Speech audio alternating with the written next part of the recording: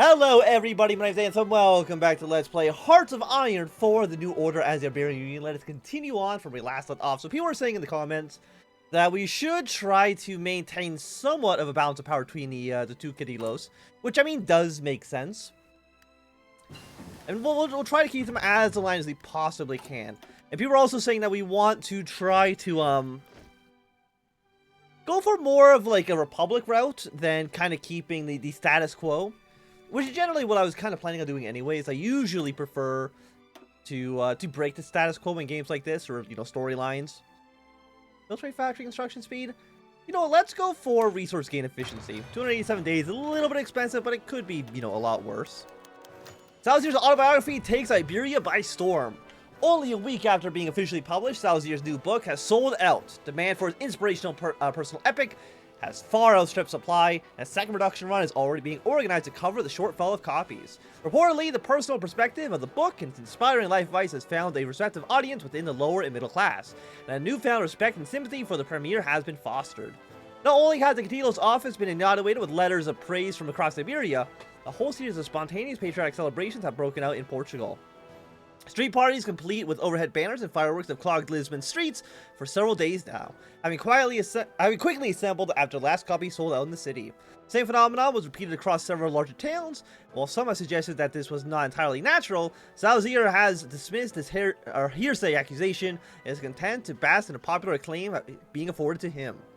Fellow Cadillo Franco has apologized in private to Salazar over his misgivings about the publication. After acknowledging the increased popular support for Salazar, Cesar's work has far surpassed Salazar's own private expectations, and what initially self-proclaimed as a masterpiece is now undoubtedly regarded as a cornerstone of Iberian literacy by popular decree. So he's getting will improve Iberian stability, more political power, stuff for the silent majority. But I think if Salazar is very popular, we want to try to get who does Franco not have support with? So the natives don't have a preference, the church doesn't have a preference. Let's have Franco tour the ministries. We'll see if we can maybe get him to be a little bit more popular as well. Because we don't want stability to completely get destroyed. Italy has, I'm assuming, defeated Yugoslavia. Has defeated Croatia in a war. Tito and the partisans have been defeated. Not really any surprise to anybody, I would say. I have no idea if Tito has any possibility of winning that war. The Ministry of National Education. In a drive to stabilize Iberian internal divisions, and so the current administration is not politically inert, it has been announced that the Cadillo Franco will tour various government ministries in order to gain insight into the workings and current conditions.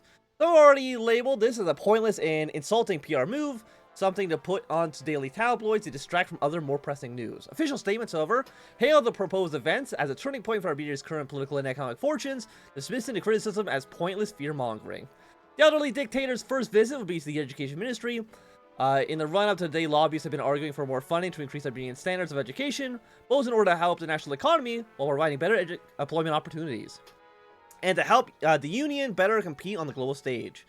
Whether Franco will heed this advice, only make slight reforms in order to balance the national budget, or just ignore them entirely will be seen on the day. Our expenditure will rise, but I think it does make sense for us to want to improve our education at least a little bit. Trade debates, the railway gauge. The final topic of the Cadilo's hellish trade conference is the matter of railroad gauge.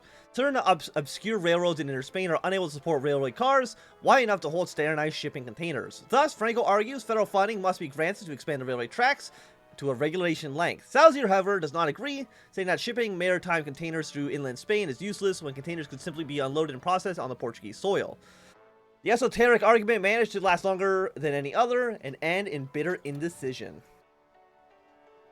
In the Ministry of Agriculture, Franco's grandly advertised tour of the national various governments continues as he's preparing to meet the Minister of Agriculture and other top civil servants. Layout reform and the fortune of farming has always been a hot topic during election cycles, especially in more rural Iberian settings. This results in the upcoming meeting tripling newspaper and analyst sales. I'm not concerned that the Spanish Cadillo may not entirely be suited to discuss such matters as state, were some of the more particularly scathing attacks published by left-wing organizations who see the strong man as a growing tumor wasting away Iberian social and economic wealth. The decision made at the meeting, however, could signal a new direction for the rule of prosperity, which had long been lagging behind urban development. It is not clear what will be decided. You know what? Let's just... I mean, we already have actually like a pretty large surplus for our economy. Can I actually do anything with the Walter Dam? Yeah, we're doing some stuff there already. Fantastic. Is there anything else we want to do with you? We shuffle command of troops in Algeria. Worse in your... Does anything... No matter what, everyone's going to not like Franco. Is there anybody... Only the military right now is Franco in line. I feel like if you're in a dictatorship, that's pretty good for you. The Ministry of Development. Franco's grand lead adventure continues. Road expansion and public works in general are always a good way to improve the national economy and provide jobs for the people. But their downside is, as the name implies, that they need state money to actually happen. However, due to the promises made at the previous ministries, it seems that Cadillo will only have bad news for the minister. As there's only... Apparently, I did not know that we would actually have to cut something. As there is now not only not money for the development ministry, but that some cuts will need to be made as the minister hopes to keep the department running. The meeting looks like it'll be... Okay, well... Fantastic, then. Lovely. So it looks like we've actually made Salazar even more popular than he once was. So, you know, good for us. Is there anybody who already hates us? Colonial settlers already don't like us. Businessmen, bureaucrats. You know, I'm just thinking, like, if the bureaucrats already don't like us, then what's the big deal? Or if we make their opinions even worse. Assuming there's only like 3 levels, there might be like a sliding scale, I'm not too sure.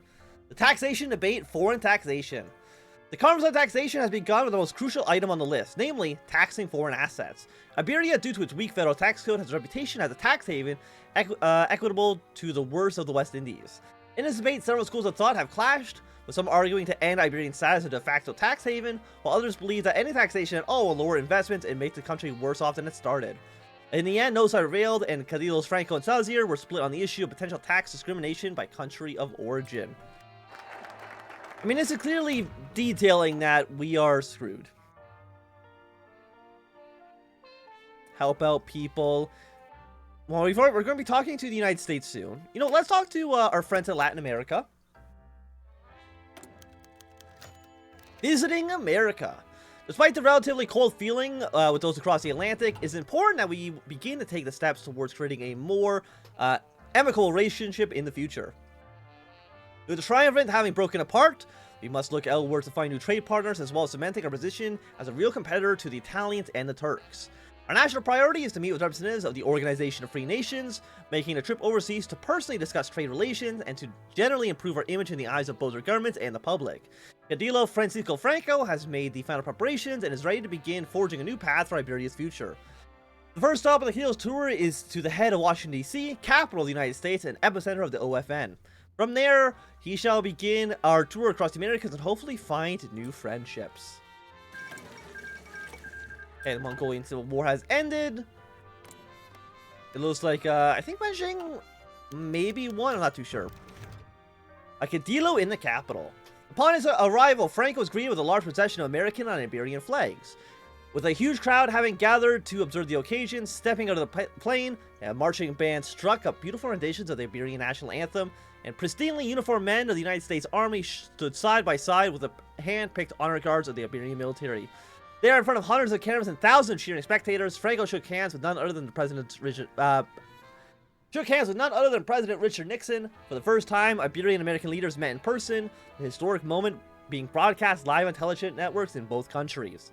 After the photo opportunity, Franco rode in the grandiose motorcade towards the street in Washington, D.C., where several short tours were conducted, before finally coming to the White House lawn. A final photo op was held, and both Cadillo and President made their way inside to begin discussing regarding the future relations between Iberia and America. Do we want foreign leaders or businessmen? I mean, more GDP growth is not bad. Foreign leaders right now don't have a preference, so you know what? Let's go for some GDP increases for Iberia. Seems, I mean, it makes sense, right? Money is always good, as far as I'm aware. Now, is there anything else we want to do? We could throw, I think, more money at you, which I'm going to do. The Great White North. With the trip to Washington, D.C. having gone smoothly, Franco says his goodbyes to the Americans and climbed aboard a plane once again, this time to fly northwards and meet with the Canadian government. There, the Cadillo was met with a similar pop in circumstance, though this time the tour of Ottawa was cut short as the Prime Minister hoped to get down to business as soon as possible. A long speech was given by the Canadian Prime Minister once Franco had been settled into Parliament Hill, giving praise to the Cadillo for taking time to meet with Canada on a personal basis. Despite a warm greetings and general friendly attitude, there was something that had been plaguing the trip to Canada since the Cadillo's arrival. One of the major concerns for maintaining a friendship with the Canadians is the ongoing struggle between the Quebecois independence movement and the Canadian government. The Catholic bond is strong, and the Cadillo was reminded to take careful steps in choosing how to best approach the issue. You know what? Let's keep on boosting our GDP. See if maybe we can get... I mean, because Franco... If we can, like, keep a 50-50 split, I'm assuming that's kind of, like, the best choice we have. Like, because you gotta remember, like, both of these men are very old at this point, right?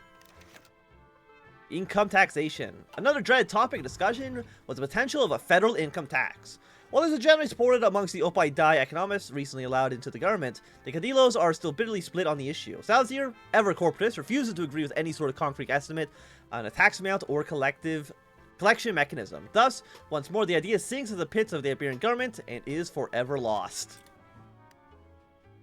Fantastic. Who needs income? I mean, we're still making money, so I guess that's one positive we have. And let's see, how are people feeling about us? Businessmen are still aligned towards Salazar.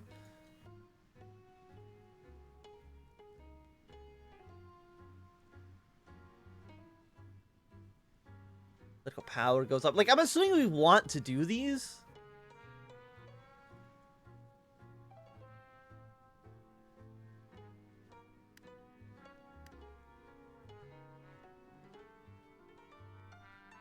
How about we, Sure, why not? I mean, there's options there, so why not click on them, right? Options are always fun. We'll visit Latin America soon. After that, we can go for the non-Italian Catholics. Burgundy has a nuke. God help us all. Frenemies. I mean, there's a lot of people we can end up meeting. There's actually a lot of people here we can end up meeting. Have people actually like us. Sever ties with their ex-allies. Free for troops, expel Italians, United States war in Guyana. Federal tax distribution. The grand debate on taxation has finally come around to where precisely the money from federal tax will go. There are numerous proposals such as corporate subsidies, business surplus, the Gibraltar Dam, military expansion. However, neither party is willing to give up on their own interest. As a fifth day of debate concludes, the only concession made is a solitary funding break for increasing the budget for the Moroccan police force.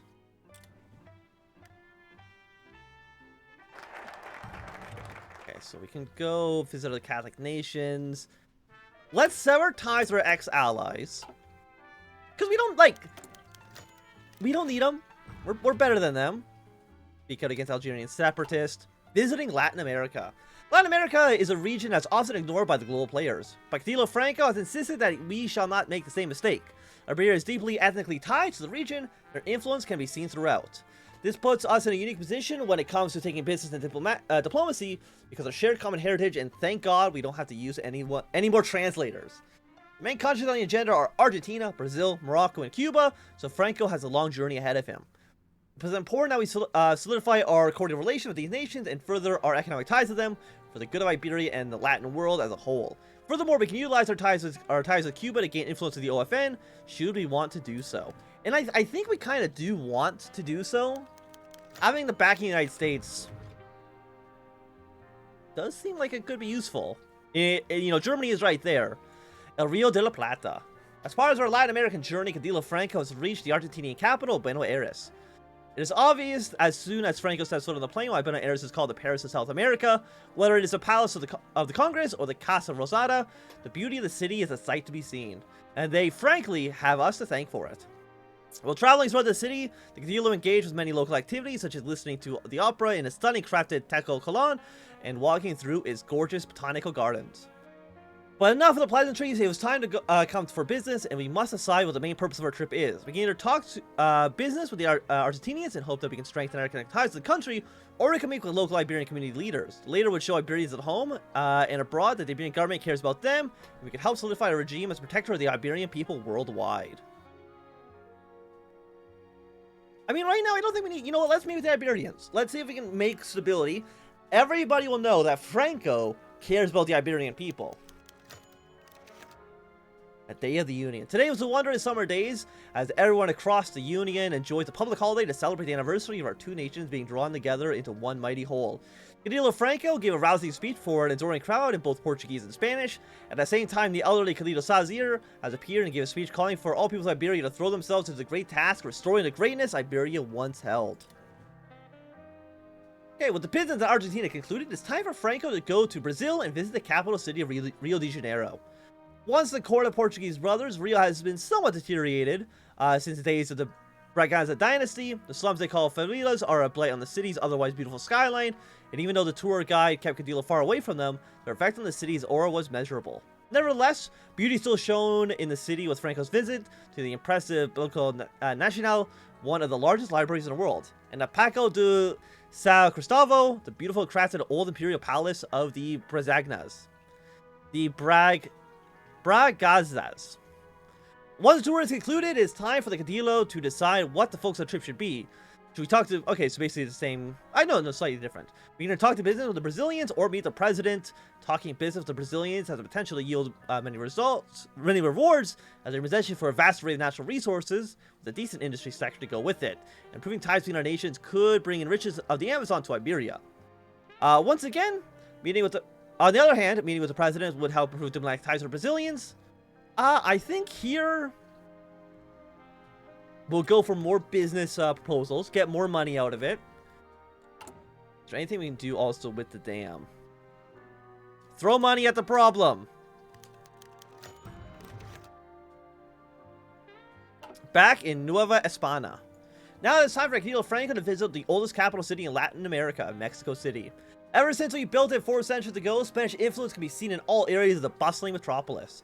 Our kings are preserved in their statues, millions of followers visit the cathedral and the churches that we built, and the country's elites reside in our palaces. It is through this that we must consolidate our economic ties and continue with the long-standing tradition of helping develop the country in a way that develops our own too. In spite of this, the presence of the Japanese Zaibatsus in the country cannot be understated. And it is because of this fact that we must weigh up whether to focus on meeting with representatives of these Zaibatsus and engage in joint project with them, or whether we meet with local Mexican businessmen to directly work with Mexican firms. The former allows us to utilize more economic scales, as the Zaibatsus have a larger pool of money to use for development than the Mexicans, as well as helping us draw closer to the Japanese should we ever want to create stronger ties with them. However, the latter would mean that we can gain more influence in the country, and we go further to endear Mexicans towards us. I think we definitely want to then talk... You just give us a lot of money. Now, let's just try to make more ties with Mexico, have people like us as much as we possibly can. The odd one out. Even though it is the odd one out. Even though it is home to communists, Havana is a beautiful city, and due to its proximity and ties to America, developing ties with the government could position us closer to the OFN. After all, they're still Iberians at heart, regardless of political ideology. The city truly is a sight to behold, and like with Mexico City, we can be thanked for that. Franco got a chance to see the city in all of its majesty from atop the Frontera de San Carlo de la Cabana. Within the city itself, Cadillo Franco did his prayers in Havana's cathedral, received a private viewing of an Aquilo Anos ballet in the Gran Teatro de la Habana, and got to relax and drink coffee in the San Francisco Square. However, the cathedral did not come to Havana to sightsee, but rather to establish Iberia's new foreign policy. Franco could either meet with Castro and seek to establish diplomatic ties with Cuba, or meet with the most influential leader in Cuba. If we were to meet with Castro, it would help us align with the OFN. Should we choose to open up and we could choose to open up economic opportunities with the Cubans. However, if we meet with a church, this would be a sign to all the faithful that we look to the Catholics worldwide. It would help improve opinion of the government from the more zealous members of our society. So we get either church opinion or people don't like us as much. But I still think meeting with the SNP holds on to Scotland. I think it makes sense for us to want to align ourselves with the OFN as much as we possibly can. Especially if we do end up going down a like a democratic route. Gibraltar Dam aid from the USA. An old and creaky Liberty ship built over 20 years ago has docked in Cadiz, flying the flag of Nicaragua, and renamed the SS Atomar. It's old, it's leaking, but it's a lifetime to a giant wall that separates the Atlantic from the Mediterranean. The U.S. Central Intelligence Agency has chartered the SS HOI4 to be filled with steel, cement, machinery, and tools, provided at below market value to help with our never-ending efforts to keep the Gibraltar Dam from collapsing, and maybe even to finally finish what the Germans had so haphazardly abandoned. There are many other ships with similar profiles and materials that will soon be arriving to Iberia to help us. But even more valuable to us is what the single passenger on the ship is carrying. His name isn't that important, and whatever name he gave the customs officials will not be his real name, but the information he provides on microfilm stashed in one of the crates of cigarettes he is selling has information regarding the efforts of workers associated with the Gibraltar Bram and their secret illegal union and organization activity. Soon the identified leader will be whisked away, never be seen again, and the efforts of the workers to undermine our society and the dam will be removed. Cost of maintaining and upgrading the dam will decrease. And overall, I think that's pretty good for us. But for right now, this is going to be a good time for us to end this episode. So thanks everybody for watching. My name is If you enjoyed, run a thumbs up. Not enjoying, thumbs down. You want to see more, subscribe, and goodbye.